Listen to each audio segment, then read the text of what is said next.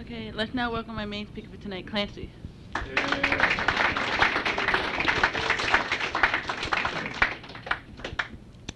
My name is Clancy Imislund, and I'm an alcoholic. Hi, Clancy. I'm very glad to be here tonight. I want to tell you, good talk, but there are three now. I've seen 3 or 4 now. I miscounted about what we were talking about at the break. How many people here?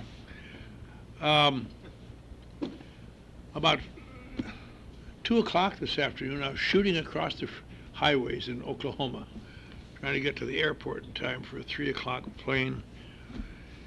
And I just got there in the nick of time and dashed across the airport, and jumped on the plane, and got to Denver, and the plane was late, and we had to run across the airport to get to the plane in Denver, and that was a little late. That saved me. So I got in here tonight, and the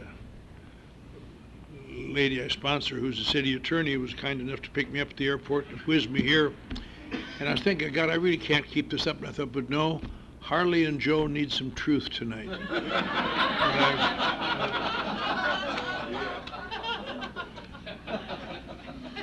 I know Harley wants to stay sober. And I was concerned about Joe. I asked him before the meeting if he'd had some traumatic experiences.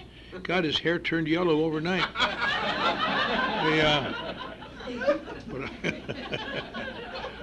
But I'm glad to be here, and glad to be safe and sane and sober. I must say, though, that as bad as this trip was, I've had some bad trips. A few months ago, I was talking in Reykjavik, Iceland, and coming back on Sunday night. God, that's 100 miles beyond, 1,000 miles beyond any lengths. And through some triumph of, she's sitting there, I think. Oh no, here you are. Got an usher here too. Sitting and had a 5-hour layover in Minneapolis. Jesus, Sunday night, and I was tired, and had to get up in the morning, go to work, and I was sitting in the red carpet room, which is the United room, and eventually I sat there and had to go to the bathroom, and I went in the bathroom. They have 2 nice little stalls side by side, and neat and clean. I was sitting in one and thinking about things, and all of a sudden a voice said from the next stall, "Hi there."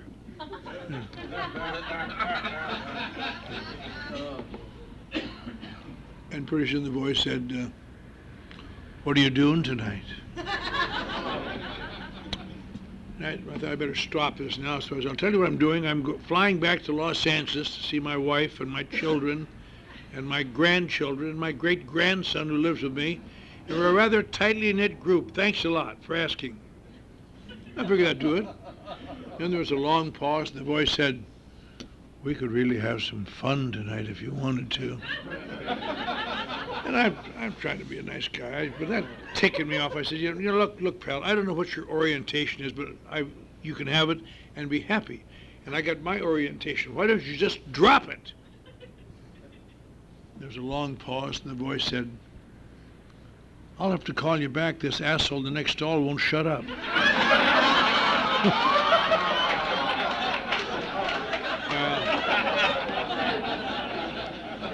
That makes a bad trip. But I've enjoyed the meeting tonight. I've very much enjoyed our first speaker. I told him at the break what a fine talk I thought he made, a good talk. And I must be one of the few people that he knows that talked in Costa Rica. I talked there about 5 years ago. Out on the West Coast, there's some kind of thing out there. What I noticed about Costa Rica, when you talk about being a little kid, you drive along the highway there, and it looks like Mexico, kind of. There's a bunch of little kids. But then as you get by them, you get up close, they're clean and neat, and they're waiting for the school bus. They're not a bunch of little ragamuffins just screwing around there. You know, it gives you a good feeling that maybe there's something going to happen. I didn't see any police cars picking anybody up. They just all waited for the bus. I guess you must have moved by then.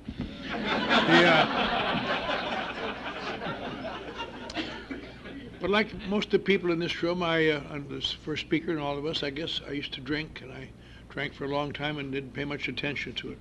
You know, it's a funny thing. We were talking recently about there seem to be people who can stop drinking. People who are alcoholics seem to stop drinking. I remember when I was new, I always felt if I could just find a reason good enough to stop drinking, I could stop. But just all this crap going on. And after a sober while, I began to do a little studying of alcoholism, and it's an interesting thing. There seem to be various types of alcoholics. And one type is an alcoholic that seems to be, by any standard of measurement, an alcoholic. And something really drastic happens. Maybe they lose their job, or a death in the family, or they lose their family, or something really drastic. And they suddenly realize the chaos they've made of their life, and they quit. And they never drink again. And people look at this, yeah, my Uncle Fred, he used to be like that too, and he stopped. Then there's the same type of alcoholic. Sometimes they're physically addicted as well as emotionally addicted. And these are the people for whom treatment centers were created, so they could medically be withdrawn step by step until finally they could see the chaos of their life, and they quit. Then there's another type of alcoholic, seems to be alcoholic by these standards. They drink and keep drinking until something significant happens, something that threatens them, maybe a lost family or death in the family or lost job or something's happened. And they realize the chaos they've made of their life, and they quit. But they always begin to start in again, to drink again, sooner or later. And it's the same people going through the treatment center and coming out and knowing, I'll never drink again, but they, sooner or later, they always begin to drink again. And when Bill Wilson wrote this book, Alcoholics Anonymous, he didn't understand much about all kinds of alcoholics, but he knew about those kind of alcoholics. And that's why again and again in our book he describes alcoholics of our type. These are alcoholics of our type. And these are the people who have baffled medicine and doctors and clergymen and families. I bet there is an alcoholic, he just mentioned it briefly, but there's an alcoholic in this room who hasn't seen that look on someone's face that loves you, that look of disappointment, that look of, how could you? You said you wouldn't. You promised. You were doing so well. Now, why did you do that? And of course, it makes you feel bad, because I have no explanation for it. So I just say, leave me alone, damn it, and storm out. But that type of alcoholic is the kind that just baffles people. And you would think, well, now since AA is around, it really isn't so important anymore, because there's an answer for that. And I'll tell you something that's a little spooky. According to the most recent figures of the National Institute of Health in Washington, of alcoholics, it is estimated in America today, where there's more sobriety than any place in the history of the world. There's AA meetings every town. There's sober people in every corner, it seems like. They estimate that about 95% of alcoholics still die drunk, or as a direct result of drinking. And they die, nearly all of them, in my opinion, saying the same thing. But I'm not really an alcoholic. You don't understand. I got some problems, but they're not, you don't understand. And that's the flag that alcoholics seem to carry. I'm in a different situation than most of you, I suppose. Tomorrow morning when I go to work, I live over here by the Santa Monica Airport, nice place, big park in front of me and a big backyard behind me. And I jump in my Buick and drive down to town, and I park. Then I have to step over the bodies of men and women dying from alcoholism and drug addiction to get to my office. And I go to my office and we work all day trying to find ways to help these people. And I come out of my office and I step over the bodies of dying men and women to get to my car, and I drive home out to here and probably go to an AA meeting. Now you'd think, Jesus, you've been sober so long and you're around and all about alcoholism, why don't you help these people? And when I first went there, I really thought I could help them. I thought I could really talk to them and show them the error of their ways and what they could do about it. I thought good communication would help. But then I had to stop and remember after a while. If good people trying to carry a message could help people stop from drinking, why did I slip year after year after year after year after year after year after year after year? The worst years of my life came after I got sober, or after I came to AA, and good people trying helping me. And I was kind of a high bottom drunk for a while, and I got to be kind of a medium bottom drunk, kind of holding it together, I thought. And at the end, I was a bad drunk. And two big guys, I wound up the last day I drank, two big guys threw me out of the Skid Row Mission downtown and said, "Stay out of here," because I'd gotten in a fight inside. And He came out, stand here, you bum. And I tried to explain to him, I'm not a bum. 3 years ago, I was on the faculty of the University of Texas. Ads that I wrote, the L.C. and Elmer ads for the Borden Company, were running that very week in Life and Time and the New Yorker, Saving Post. I've had my picture in the New York Times for one of my achievements. How many people you know have had their picture in the New York Times? But it's hard to explain these things in midair. You know.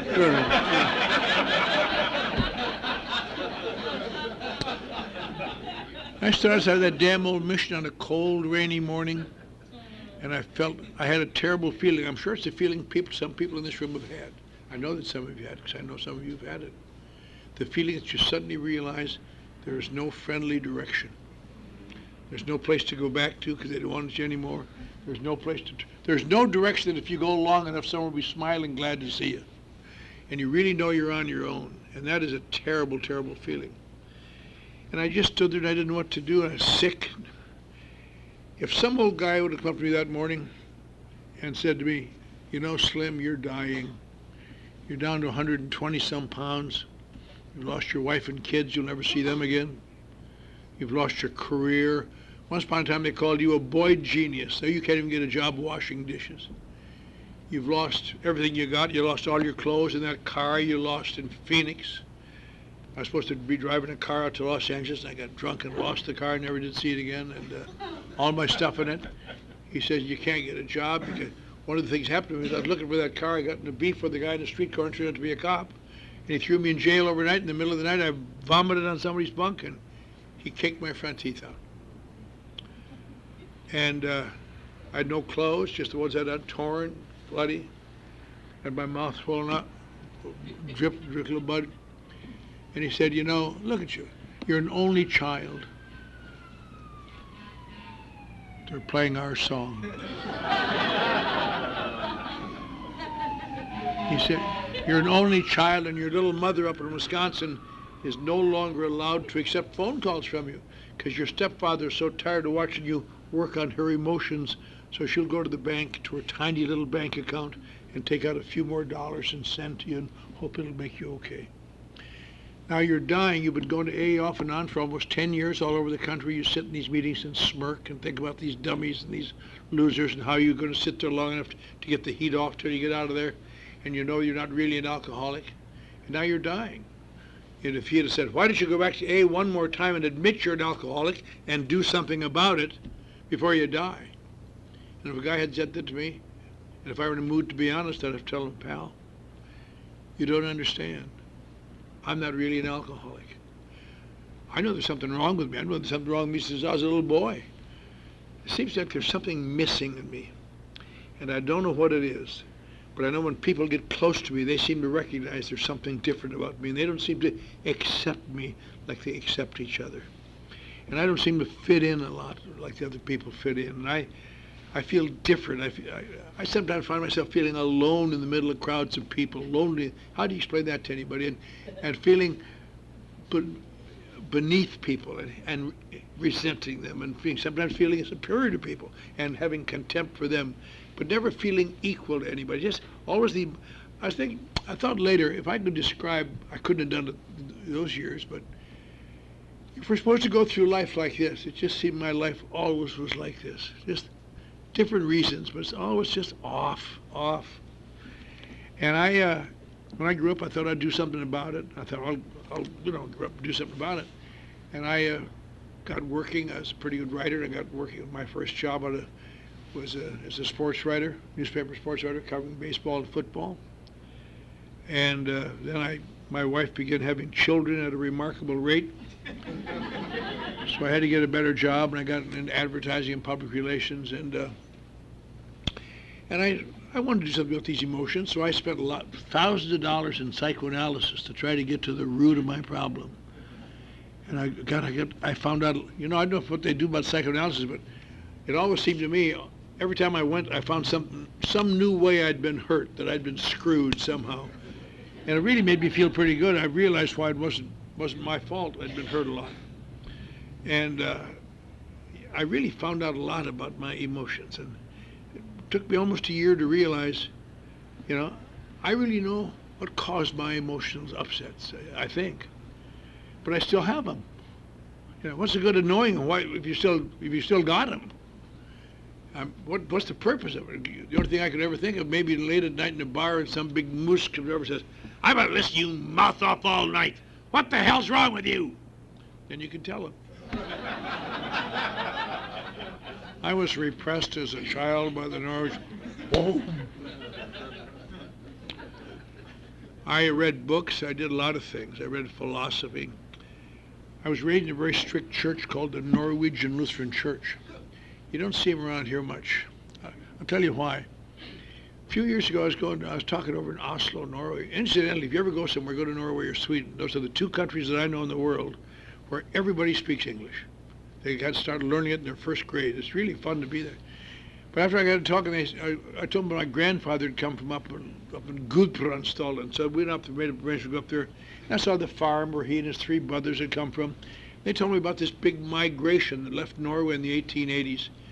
They all came to America to get out of that damn climate, just hundreds and thousands of Norwegians to get out of that climate. And then they all settled in Wisconsin and Minnesota and North Dakota. Spent the rest of their life freezing and saying things like, "Jesus is cold here too." Yeah, that's the kind of head I got to face every morning. But I was raised in a strict church, and that strict church led me to believe if I broke many of the commandments, I'd go to hell. And I broke the commandments, and so I knew I was going to go to hell. And that's a bad thing, you know. You can say, well, you're grown up, get over that. But it's like Hitler said, you give me their minds till they're 12, and they'll be Nazis till they're 90. And if you've got a strong belief in your gut that to be bad is evil, and you'll go to hell, and you do. And so I've continually had this feeling of and I remember reading a German philosopher that really helped me, a guy named Nietzsche. He was a goof. But he was a cynical, nasty, anti-everything. And I liked him. I mean, you know, I read too far and got to the end to discover he died in the insane asylum. Thinking just the way I thought. Well. So I went back and tried to find out how this happened, and it really wasn't all that bad. He wasn't crazy. He just died of terminal syphilis. He was a good time guy like you and me. Yeah.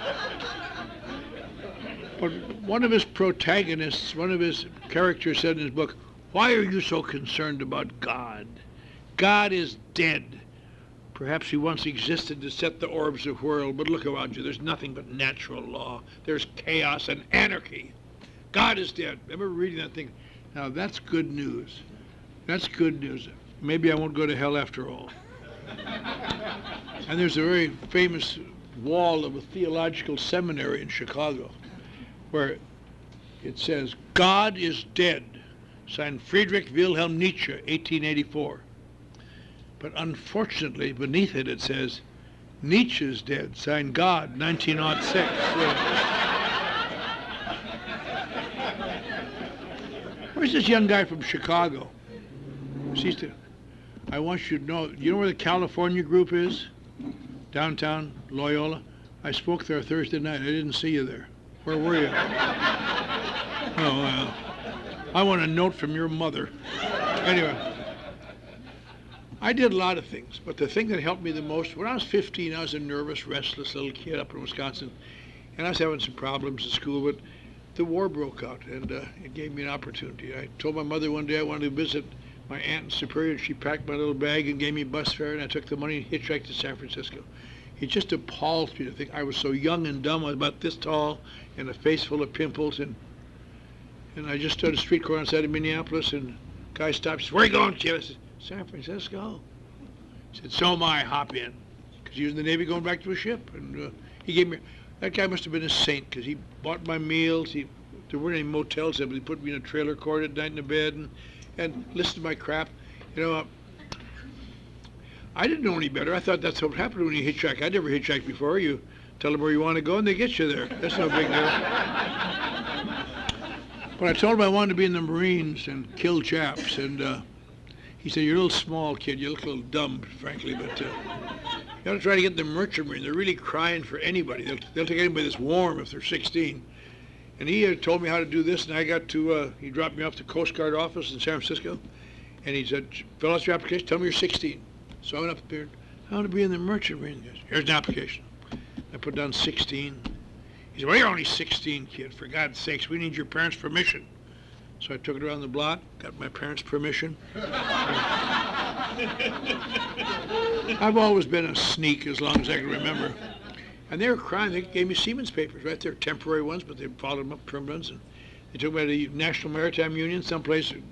I had to sign a waiver for my dues. I didn't know what the hell that was about. And somebody else took me to the Embarcadero, and another guy and I, and they put us on this big ship, and an hour later we were on our way to the South Pacific.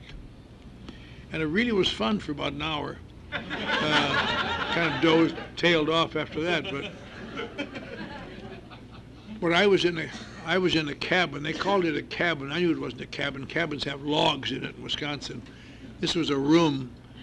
They called it a cabin with three of the worst type of guys that any small, skinny, pimply-faced, dumbbell Norwegian puke can be with. And these kind of guys are called men. What the hell are you supposed to be? And a lot, I think about that a lot. These guys were really tough, but they always got to treat me like some kind of a dumbbell mascot. And I got to be the ship fool after a while, Hey, kid, go down the engine room, tell them we need a left-handed wrench. Hey, kid, go up on the bridge, tell the captain we need some elbow grease. But these guys would sit and drink all the time, and they weren't supposed to. It was supposed to be, but who's going to stop me? Scum of the earth, And one day, I remember the guy turned to me, he says, how about you, Junior? You think you're man enough for a little snort? And he shoved that bottle in my face, and I drew the line there, because, I am, after all, I might be kind of a bad Lutheran, but I'm a Lutheran, which is better than almost anybody else. And I was just preparing to demolish him. I was going to say, you get that bottle out of my face, you big dummy. You got black hair. You're probably a Catholic. Now, you don't ever do that again. I promised my mother and grandmother I'd never drink, and I don't drink. I'm a Lutheran. I don't do it. I was just going to tell him that and demolish him. He said, well, do you think you're man enough? And I heard this voice say, goddamn right. I'm a little weak under pressure, too. So I had my first drink of whiskey out of the first bottle I was close to. And I threw it up, and they laughed at me and ridiculed me, and I felt bad. And,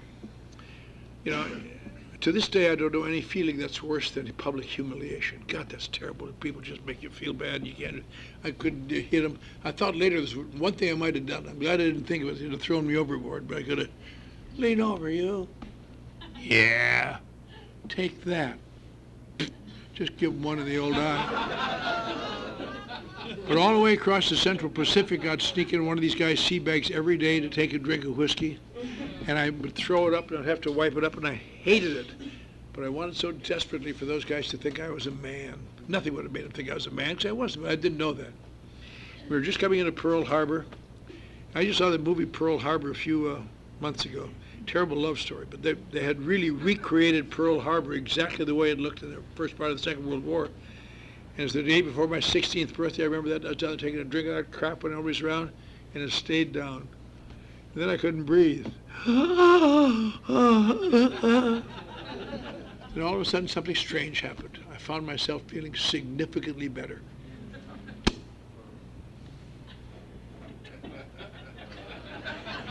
I didn't think anything about it. It's, when you're a teenager, that's it. I wouldn't know it. I had a tremendous feeling of well-being. In looking back, I would assume that feeling was the first thing I ever found that made me feel the way men look. It was a great feeling. And I didn't become a terrible alcoholic. They took me into Honolulu the next day and bought me 3 or 4 bottles of beer, and I got drunk, and they thought it was cute. And later on in the war, I went in the Navy, and I was old enough to end the war as a naval hospital, and sewed back together, and they passed around some tests. I did very well in tests. So I got a high school diploma through the service and went back to Wisconsin after the war and went to the University of Wisconsin when I became a sports writer and advertising, all these things. And all these years I drank and smoked and, did all the things people do. And after the war, we're like after some other war since then. We're veterans. We got a right to do these things, But the problem is when I drink, I have a tendency to drink too much sometimes and I act badly. So I was sent to my first AA meeting a long time ago. I was 22.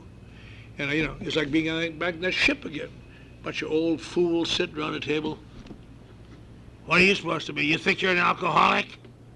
And I really didn't. I just see what was going on. And I said, no, I don't really think so. He said, what the hell do you think's wrong with you? And I tried to be honest. I said, I think I'm too sensitive. I'll tell you, I never told anybody that again.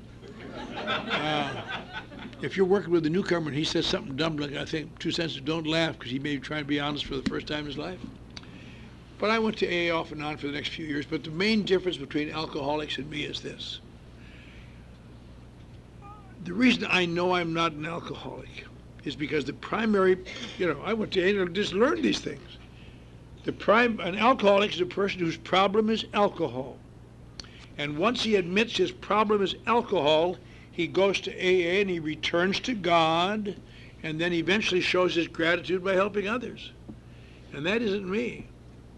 My problem is not really alcohol. I wish it were. My problem is that there's something else.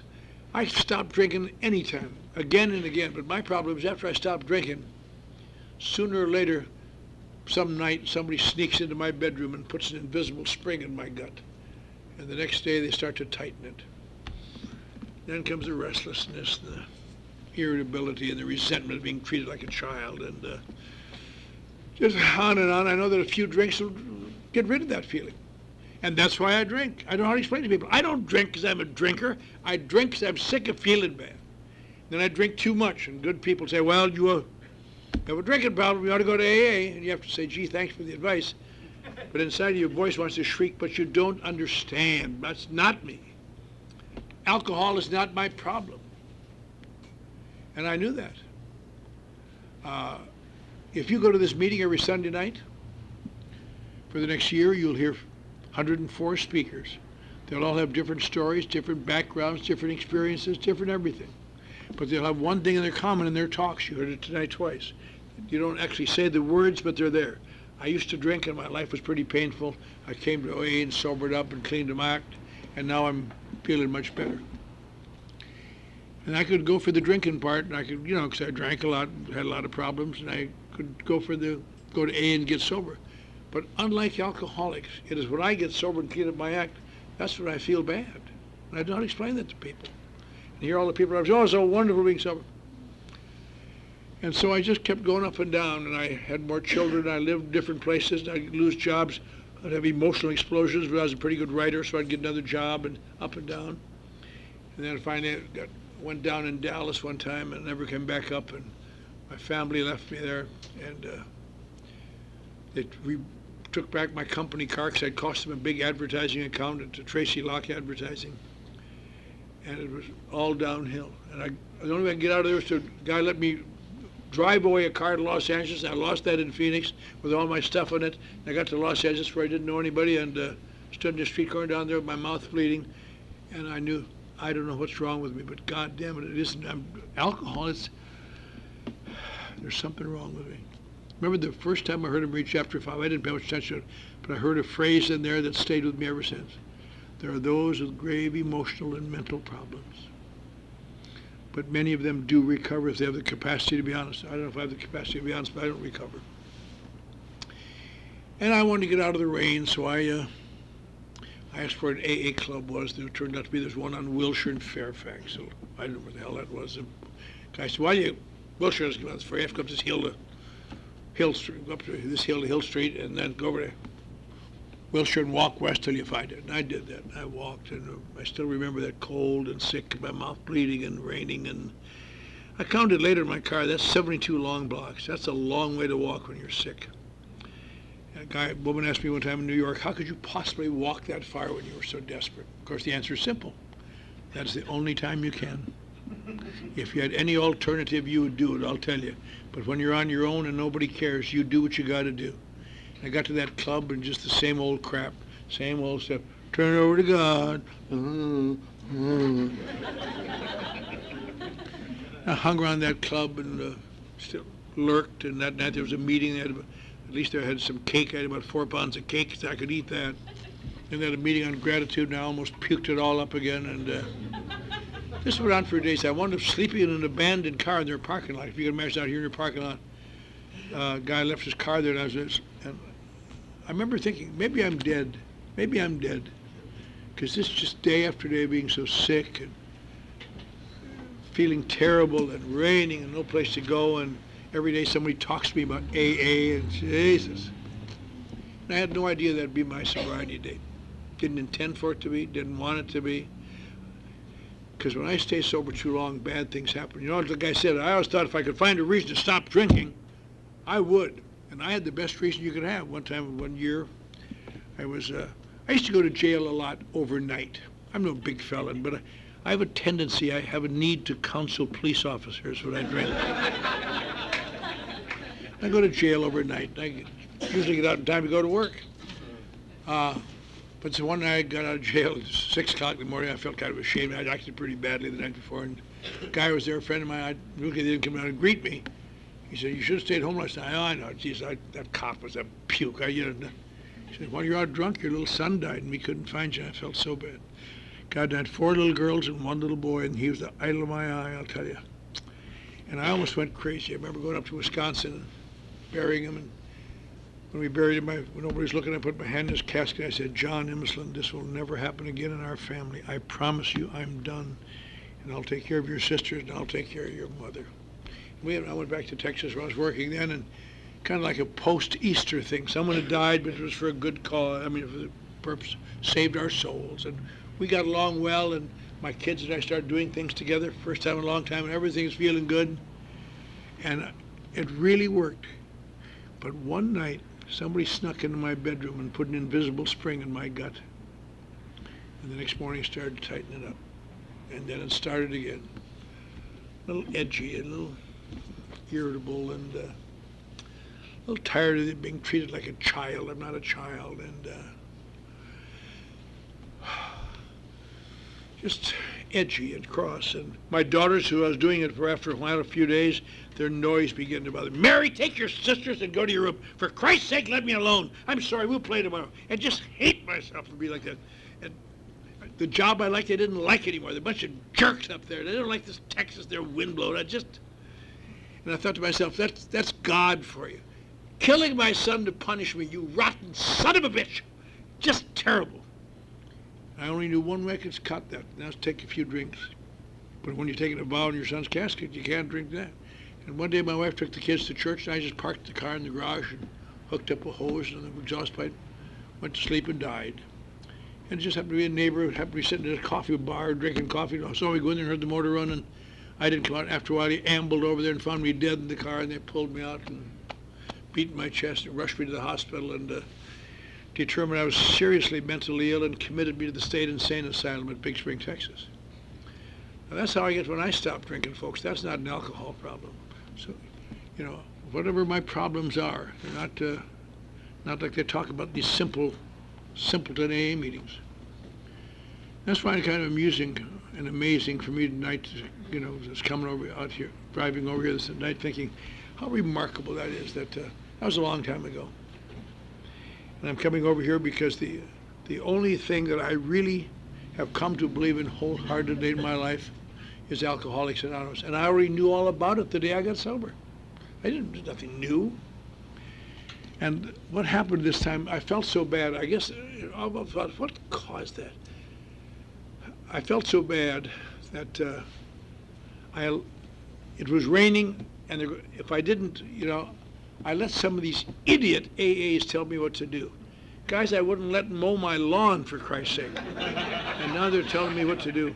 I knew if I didn't, they'd put me out in the rain again. And little by little, I took some of these crazy, dumb things. I don't mean like taking steps and all. I mean things like, "You want to help us do the dishes tonight?" And the answer is, "No, I don't. But if I did that, I'd be out." "We need somebody to help set up the meeting tomorrow night. How about you, kid? You live right here on the property." But I did some little dumb things like that, and somebody bought me a little food now and then, and I mean, I got to be like the Quasimodo of this AA club. And I finally, a guy took an interest in me, and I heard him talk, and he talked about alcohol was not his problem. How is he doing this? Because alcohol is your problem, and he's scamming everybody. How in the hell is he doing this? And he was an actor. I'd seen him in the movies. In the movies, he just a character actor, but he was giving people money and doing things. That's my new sponsor. I don't see how he's going to run this scam, and I'm going to get some money from him. I'm going to get out of here. So I said, Bob, would you be my sponsor? He said, yeah, but I want you to do what I tell you. I said, oh, sure, Bob. I've often thought about that guy should have won the Academy Award for every loving role he ever played in the movies, because they were totally foreign to his real self. He turned out to be a right-wing fascist AA pig, just the worst dictator. Oh, I want you to do this. Now, class, you do this, sir.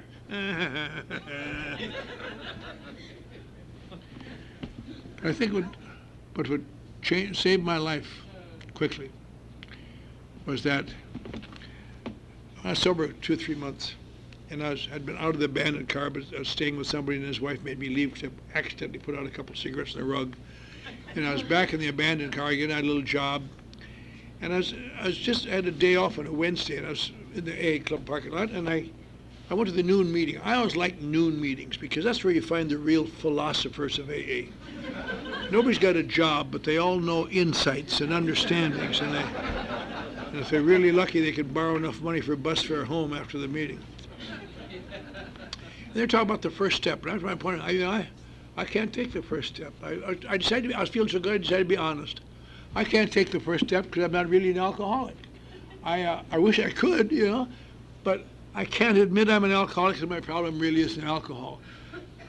I'm kind of like an alcoholic, but I'm not. If I were, I'd probably take those steps, but when you're not an alcoholic, those steps don't work for you, I don't think.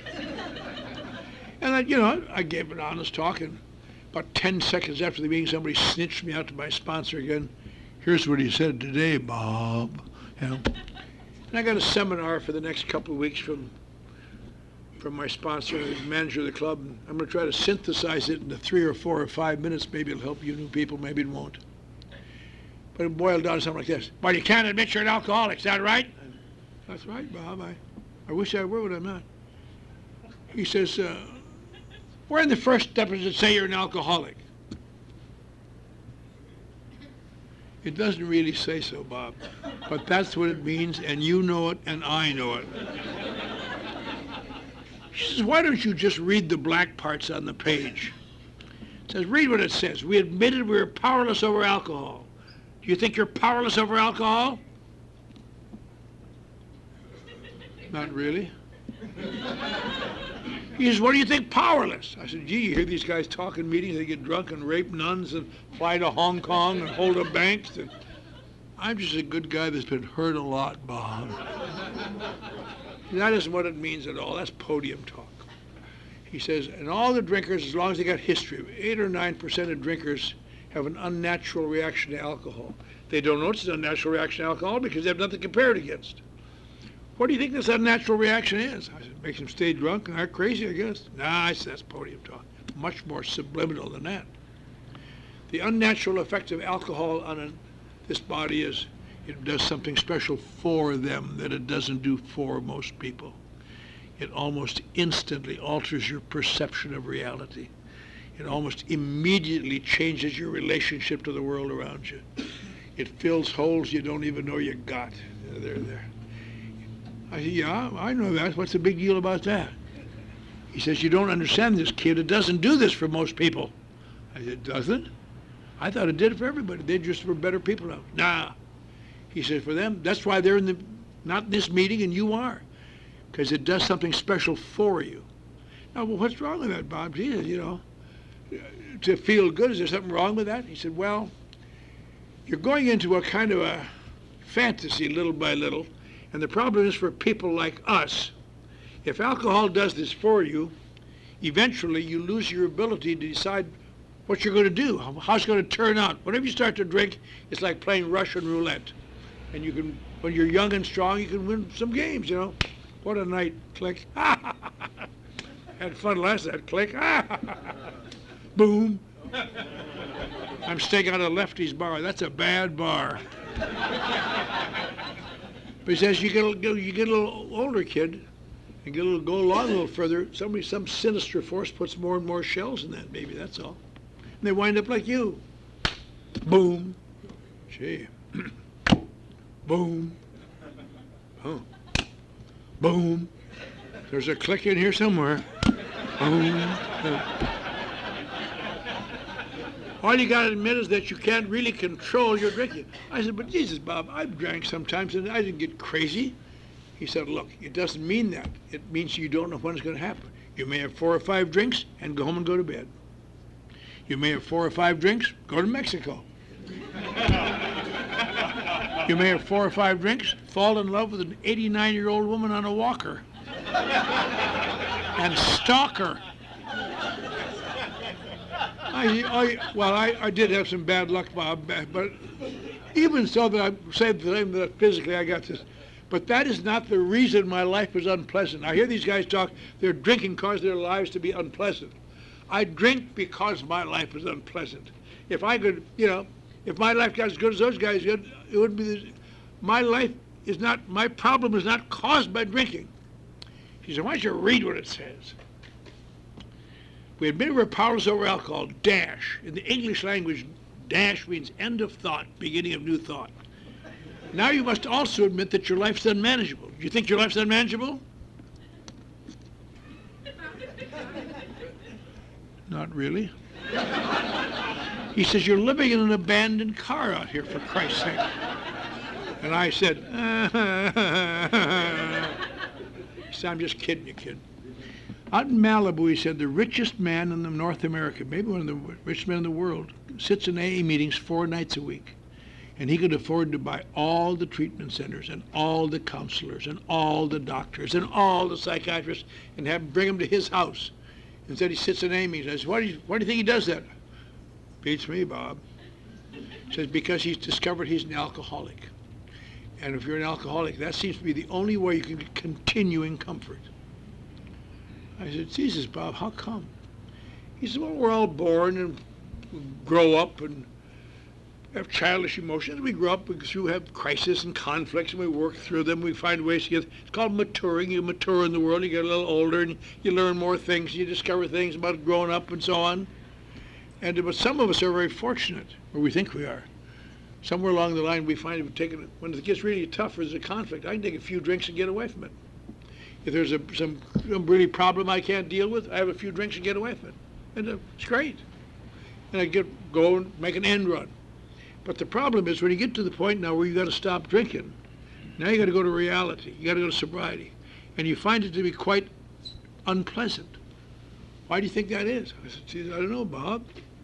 He says, because there's a school of thought, and I believe this to be true today as much as I believe anything, that when alcohol begins to work for you, your maturing process stops. You don't have to deal with that stuff. So you wind up with grown-up body, grown-up brain, grown-up skill, grown-up glibness, grown-up everything. All at the intermittent beck and call of childish emotions. We call them alcoholic emotions because it sounds better. But what are alcoholic emotions? I resent you. You hurt my feelings. I love you. I'm not going there anymore. Schoolyard emotions. And eventually it gets unpleasant enough, and you get to a point where it gets so unpleasant, you wouldn't believe, and no one outside of this room or rooms like this would understand this, but everyone in this room understands this, where you can wind up drinking to forget you're drinking. Or you don't really do that, but your drinking causes problems, you drink to get rid of the problems.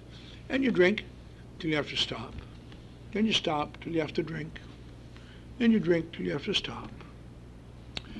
And he said, the only smart thing you've said today, said your problem isn't alcohol. You're right, it isn't. I said, it isn't? What is it, Bob? He said, something that sounds like alcohol and kills a lot of people, something called alcoholism. I said, oh, Jesus, Bob, don't play word games with me. That's for idiots. I know better than that. I know alcohol, same thing. He said, not the same thing. That's what kills people, kid. An alcohol problem, you know how you overcome an alcohol problem? You stop drinking and you shape up. You clean up your act. Most of us have tried that. But he said in this strange thing called alcoholism, which unfortunately for you and me looks almost exactly the same to the naked eye. This mind-consuming, perception-distorting, bodily eroding, eventually fatal thing called alcoholism. You will discover sooner or later that stopping drinking and cleaning up your act has no significant long-term effect on your life other than to gradually make it so painful you can't stand it. Doctors sometimes say alcoholics get to a point where they literally must drink to preserve their sanity. And then you must drink. Then you must get sober. But all of the pattern is always this. But my problem really isn't alcohol. They don't understand. It's all this other stuff that they don't understand. That's me. That's me. He said there's a name for people like you. I said, what is it, Bob? He said, you're an alcoholic. And I said, well, I'll be damned. So I had just given away 10 years of my life, the best 10 years of my life, and lost everything because I could not find a definition of alcoholic that seemed to fit my case.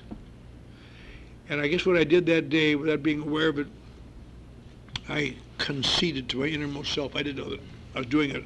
I was an alcoholic. And not once since that day have I ever been terribly tempted to drink again. I've been terribly tempted a couple times to commit suicide. I was going to run away. I was going to do a lot of things in those early years. But the reason I didn't want to drink is I know for me to take one glass of beer, if I'm an alcoholic, for me to take one glass of beer, one glass of wine, one of this non-alcoholic phony beer that all has alcohol in it, or the antidepressants, whatever it is, for me to do that means that sooner or later, maybe in a month, maybe 10 years, I'm going to find myself standing on a corner and there isn't going to be a friendly direction. That's a bad feeling. And eventually I got some jobs, crappy little jobs. I got a little better jobs. I got working in radio and television when I was sober about 7 years. Became quite successful. Became quite successful in Beverly Hills. And I was 15 years sober. In some hideous fit of misjudgment, my sponsor had me go through the steps. I was feeling good. Everything was going well. I found myself resigning a job in Beverly Hills. And for the last 29 years, I run the mission on Skid Row that threw me out in 1958. And people say, why do you want to give up this big money-making career to do that? And I can't ever think of a good reason. Well, there was such a significant decrease in salary, I thought it must be spiritual. But all I know is this, if I had 2 hours to talk, I could tell you a lot of things. But if you're kind of new or having difficulty, what you got to do, if you can admit you're an alcoholic, boy, that changed my life. 'Cause up to then, it was just a series of counterpunches. And if you're an alcoholic, then you have to allow your sponsor to force you to take the rest of the steps. And I'll tell you the purpose of AA, the last analysis. I wouldn't have ever believed this. I learned this relatively soon on in AA. AA is not designed to make you more and more dry. Christ, if it were, I'd be in spontaneous combustion. It is designed to very slowly do what alcohol does fast. To little by little change my perception of reality. To little by little change my relationship to the world around me, to fill holes in me little by little that nothing else has ever filled except booze. And the greatest oddity of all, to find yourself living with some degree of peace in a world that I would have bet my life, and did bet my life, could not be done. So if you're kind of new, you're having a little difficulty, you're not walking in a bad path. We all go through that. But I'll tell you something here. If you can come here and do these things and allow yourself to be led and get your head out of your butt for a while, you'll start to feel good. And when you start to feel good, you suddenly realize whatever it took to do it, it was worth it. Thank you.